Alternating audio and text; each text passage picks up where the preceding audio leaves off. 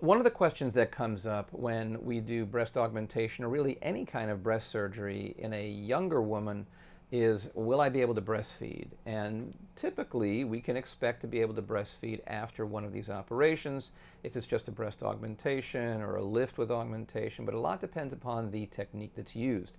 If you're doing a breast reduction, which is really the only technique that's been studied with regard to breastfeeding with any big series that I'm aware of, the breast reduction patients, about a third of them that were studied in a big group were able to breastfeed after having their surgery. About a third of them were not able to breastfeed after having their surgery.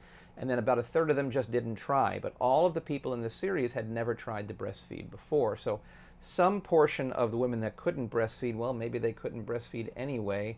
And the ones that didn't, well, we kind of figure if it's one third, one third, one third, probably it's about half and half, because the third that didn't try, you figure it's going to follow the trend. So for breast reduction, maybe half will be able to and half won't be able to. For simpler operations with less cutting into the breast tissue, it could be much, much higher.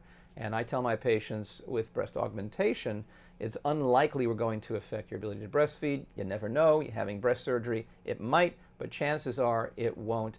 And we just don't know if you've never tried to breastfeed before. So typically it won't alter your body's natural ability, but it can.